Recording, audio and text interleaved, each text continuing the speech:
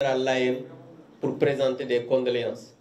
ñi nga xam ne mën nañu ànd ak moom aussi mën nañ ko def ñi ngi sant ñëpp. Nous avons convoqué aujourd'hui la presse, mais c'est important de préciser que c'est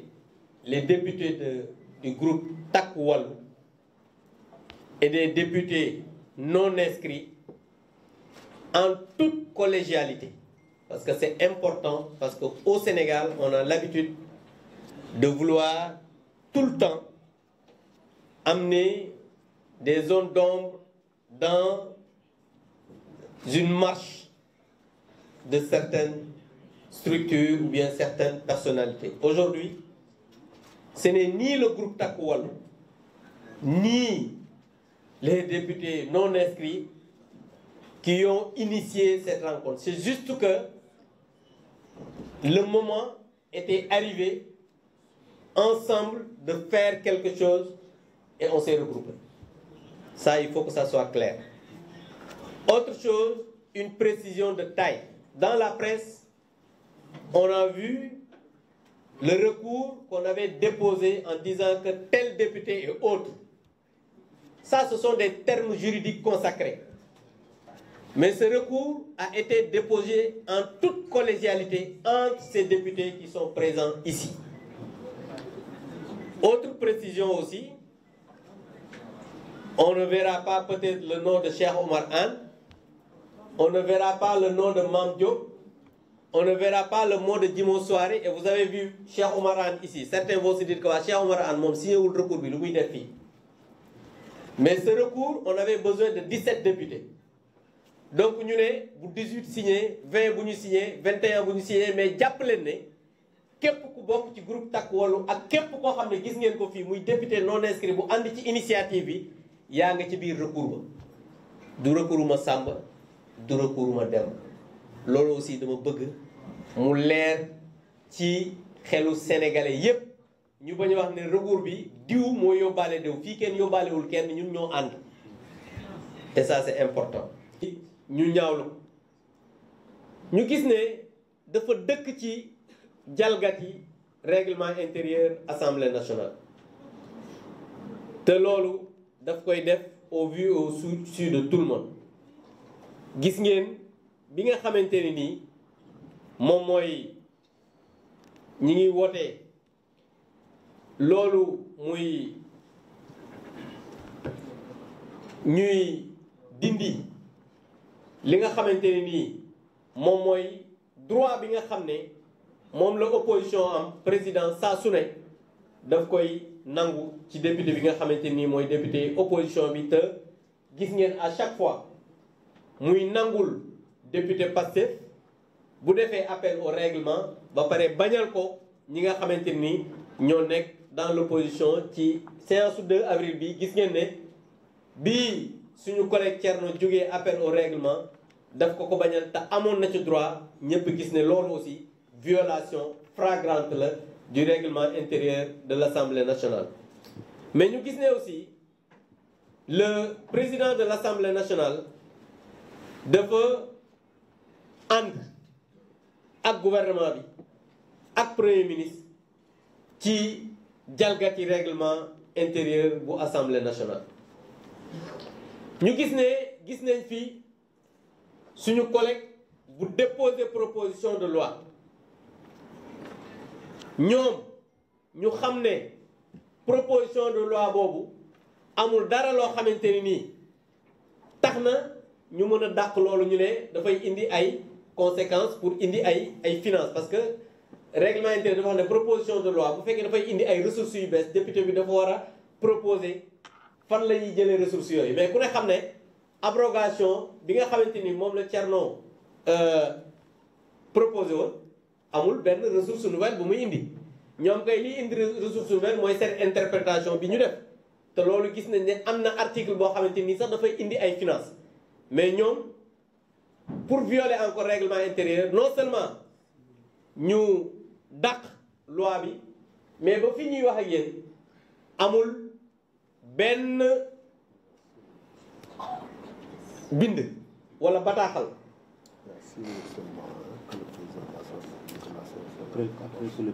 Voilà, gis ngeen, il y a 6 minutes, le président de l'Assemblée, après son patron, le Premier ministre, moom wax na ne séance bi le 14 la. Te lii encore, c'est une violation flagrante du règlement intérieur. Parce que règlement intérieur daf ne seul maanaam conférence des présidents donc moom moo mën a fixer agenda wu assemblée nationale. xam ngeen ni ñii ñooy réew ñun premier ministre bi nga xamante ne nii moom dañ koo nommé ki ñu fal muy deuxième personnalité de l'État. Premier ministre moo annoncé ba pare voilà gis nga article 19 alinéa 2 dafa ne seule la conférence des présidents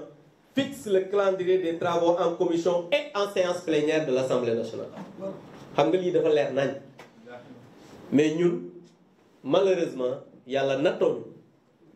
ay njiit yoo xamante ni ci violer règlement intérieur ak violer constitution ak violer ay textes ak règlement.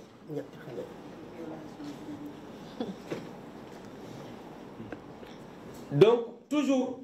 pour étayer li nga xamante ni moom la ñuy wax tey jii nag ñu gis ne le 2 avril bi passé loolu kenn nettaliwul leen ko yéen taskatu xabaar yéen a ko gisandoo règlement intérieur assemblée dafa ne ñi nga xam ne ñoo nekk public bi am nañ l'assemblée délibère en séance publique maanaam ku mu neex mën nga ñëw seetaan waaye ñi nga xam ne ñoo nekk ci public bi amuñu droit manifester bruyamment maanaam waruñu yëngu waruñu tàcc waruñu wax déet waruñu wax waaw d'accord nañu wala parce que seen yoon nekku ci ñoom dañu ñëw pour seetaan ñu ne yokku ci ne ku ko def président assemblée nationale dafa war a wax force de défense et de sécurité yi ñu génne la gis ngeen téléphone aussi amuñu droit utiliser seen téléphone portable di filmer mais yéen ñii nekk ci presse bi gis ngeen ñi nekkoon ci ginnaaw même travail dañu yor seen téléphone di filmer député yi di wax lu leen neex di live donc loolu violation flagrante bu règlement intérieur assemblée nationale te président El Malick Ndiaye ci la dëkk dégg ngeen ko mu wax ne bi ñu protesté mu ne tàccu yi moo neexul waa opposition loolu yéen ñëpp dégg ngeen te ñun jàpp nañ ne ñun assemblée nationale comme ni ko Anta waxee keroog ne ko man duma xuloo ndax dama civilisé ñun demuñu assemblée nationale pour xeex ak xuloo ñun dañ ñu fal en toute responsabilité.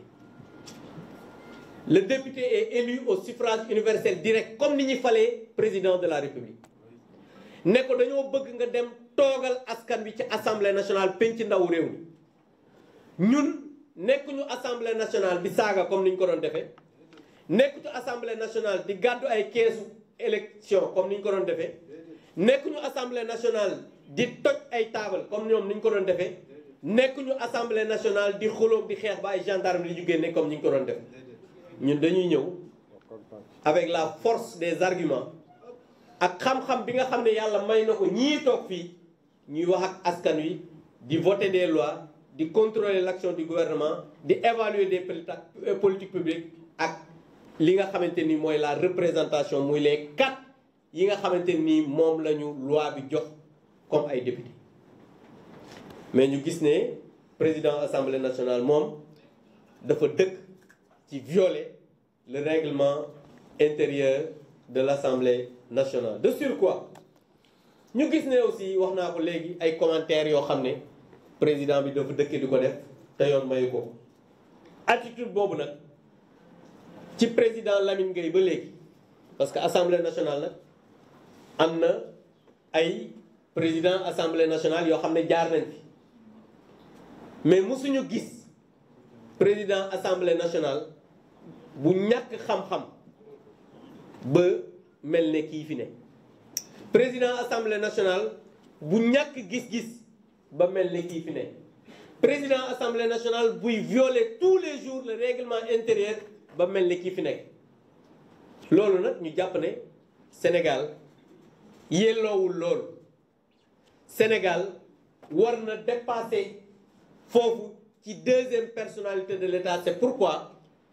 nous expliquons au peuple, ñuy expliquer population yi ne kii nga xamante ni moo jiite tey Assemblée nationale na am retenue, na jàng, na jéem a xam, waaye aussi na jéem a fexe am matu président Assemblée nationale deuxième personnalité de l'État ndax loolu la ñuy xaar ci moom. ñuy demander aussi que ñi ngi koy may encore chance mu delloo ci xelam, waaye aussi mu am dal, parce que ñun ñëwuñu fi wala ñëwuñu assemblée pour def kenn noonu. ñun dañ ñëw assemblée même bu fekkee ne bokkuñu xalaat, bokkuñu gis-gis, bokkuñu lu ñuy xalaate, dañu war am xalaat yoo xamante ne nii suñu ci déggoo ñu mën ci waxtaan pour Sénégal mën a jëm ci kanam. li ci des nag wax nañ ko sànq muy wàllu premier ministre, loolu dafa bokk ci li nga xam ne taxoon na ñu ne duñu dem ci kii, parce que nag ñun Assemblée nationale place député la. Premier ministre dañu ko invité Assemblée nationale muy ñëw pour question d'actualité ak question pour gouvernement. Premier ministre dañuy exiger, te loolu du lu ñuy ñaan wala lu ñuy sarax, dañuy exiger mu am respect ci les représentants du peuple. dañuy exiger parce que loi moo wax ne, te loolu boo demee ci règlement intérieur bu Assemblée nationale titre 3 dafa wax ne une fois par semaine au moins des questions d'actualité adressées à des ministres. xam nga loolu mosu leen koo gis ba ñu ñëwee léegi mooy chaque semaine question d'actualité war na mën a am adressée au ministre, bokkul ak premier ministre, bokkul ak question au gouvernement, ñu ñëw répondre aux questions. loolu moom xalaatuñ ko sax parce que ku xamul foo jëm mënoo répondre ay questions. beneen bi mooy